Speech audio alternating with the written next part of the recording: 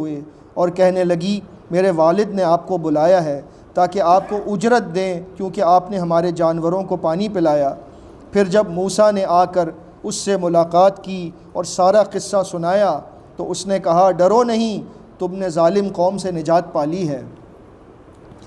لڑکیوں میں سے ایک لڑکی نے اپنے والد سے کہا کہ ابا جان اس کو اپنے پاس مستقل اجرت پر رکھ لیجئے،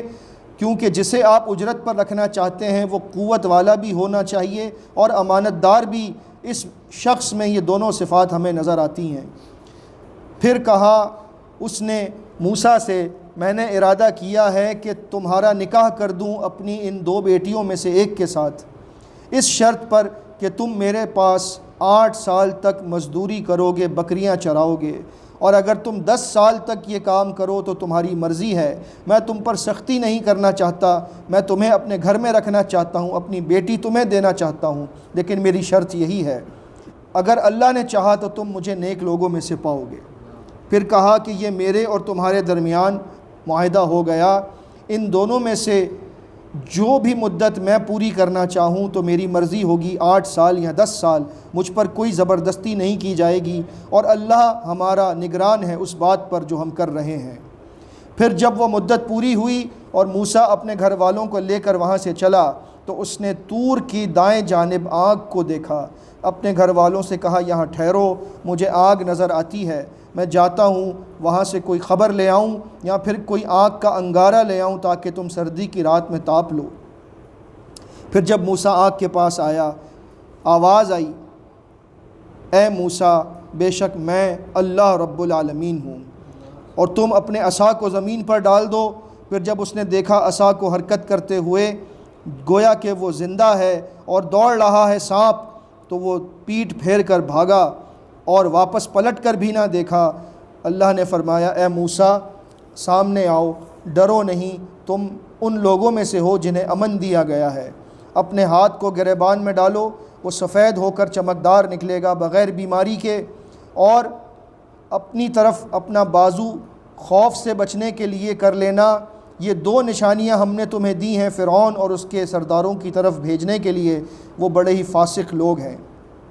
موسیٰ نے کہا اے رب میں نے ان میں سے ایک بندے کا قتل کر دیا تھا، مجھے ڈر ہے کہ وہ بدلہ لینے کے لیے مجھے قتل کر دیں گے، اور میرا بھائی ہارون وہ مجھ سے زیادہ زبان میں فصیح اور بلیغ ہے، لہٰذا آپ اس کو میرے ساتھ بھیج دیجئے تاکہ وہ میری تصدیق کر سکے، میرا مددگار بن جائے، مجھے ڈر ہے کہ اگر میں اکیلا گیا تو وہ میری تکذیب کر دیں گے۔ فرمایا سنشد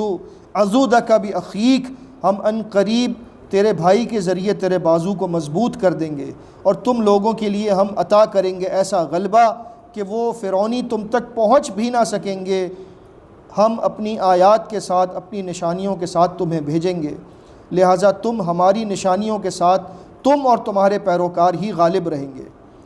پھر جب موسیٰ علیہ السلام وہاں پہنچے، اپنی نشانیوں کو دکھایا، اور پھر وہ قصہ آپ جانتے ہیں کہ فرعون نے کس طرح سے جوابات دیے۔ اس کے بعد اللہ رب العزت نے فرمایا کہ فرعون نے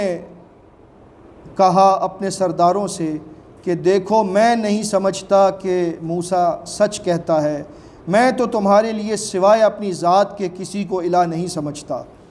اے حامان تم یہ کام کرو کہ تم مٹی پر اینٹیں بنا کر پھر میرے لیے ایک بڑا سا محل تیار کرو، اس پر چڑھ کر میں دیکھ کر آؤں، ذرا جھانک کر کہ موسیٰ کا الہ کہاں ہے۔ میں تو سمجھتا ہوں کہ موسیٰ جھوٹ کہنے والوں میں سے ہے۔ یہ جو لفظ ہے یا حامان، یہ جو نام ہے، جب مصر میں ایکسکیویشن ہوئی ہے اور تحقیقات کی گئی ہیں وہاں پر، جو پرانے قدیم زمانے کی جو وہاں سے انہیں آرٹیفیکٹس ملے تھے، تو ان کے اندر سٹون ٹیبلٹس جو ہوتی ہیں ان میں یہ بات لکھی ہوئی ملی تھی، چونکہ جب اس لینگویج کو ڈی کوڈ کیا گیا آج کے اعتبار سے، تو وہاں پر پڑھنے کو یہ ملا کہ اس زمانے میں جو فرعون کا دور تھا تو اس میں جو اس کا چیف آرکیٹیکٹ تھا، جو تعمیرات کو دیکھتا تھا، اس کا نام تھا حامان۔ سبحان اللہ۔ اور اللہ رب العزت نے یہ بات 1400 سال پہلے قرآن میں بتائی، فَأَوْقِدْ لِي يَا حَامَانُ عَلَى الطِّينِ، اے حامان ہمارے لیے ایک محل تعمیر کرو۔ اور یہ نام آج پتہ چلا ہے وہاں پر جو تحقیق کرنے والوں کو کہ فرعون کا جو آرکیٹیکٹ تھا اس کا نام حامان تھا۔ الحمدللہ، قرآن مجید کی صداقت کے بہت سے دلائل ملتے رہیں گے انشاءاللہ۔ بہرحال فرعون نے بڑا تکبر کیا اور اس کے لشکروں نے زمین ناحق، اور انہوں نے گمان کیا کہ وہ ہماری طرف لوٹ کر نہیں آنے والے، ہم نے پکڑ لیا اسے اور اس کے لشکروں کو اور ان سب کو سمندر میں پھینک دیا، دیکھو کیسا انجام ہوا ان کا جو ظالم تھے۔ اس طرح سے موسیٰ علیہ السلام کا قصہ یہاں پر مکمل ہوتا ہے، اور اللہ رب العزت نے فرمایا کہ آپ تو اس وقت مدین میں نہ تھے جب یہ سارے واقعات پیش آئے، نہ آپ طور کے دائیں جانب تھے جب ہم نے موسیٰ کی طرف وحی کی تھی، آپ کو یہ ساری باتیں کیسے معلوم ہوئیں؟ یہ باتیں آپ کو ہم نے سکھائی ہیں۔ اس کے بعد ہم آگے چلتے ہیں۔ اللہ رب العزت نے یہاں پر کچھ نشانیاں بتائی ہیں ایمان والوں کی، آیت نمبر 52 اور اس سے آگے۔ وہ لوگ جنہیں ہم نے کتاب دی ہے وہ ایمان لے آتے ہیں اس پر، اور جب ان کے سامنے اس کی تلاوت کی جاتی ہے تو کہتے ہیں کہ ہم اس پر ایمان لائے، یقیناً یہ ہمارے رب کی طرف سے حق ہے اور ہم تو اس سے پہلے ہی مسلم بن چکے تھے۔ یہ وہ لوگ ہیں جنہیں دوہرا اجر دیا جائے گا ان کے صبر کی وجہ سے، اور اس لیے کہ وہ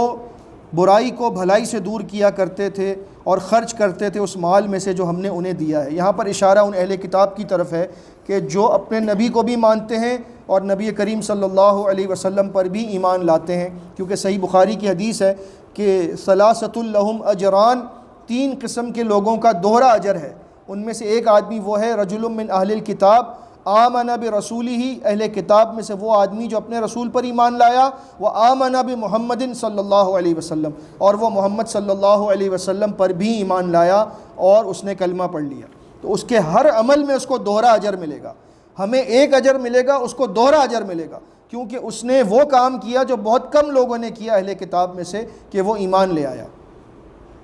اور جب ان کے سامنے کوئی لغو اور فضول بات کی جاتی ہے یا وہ اسے سنتے ہیں تو اس سے اعراض کرتے ہیں۔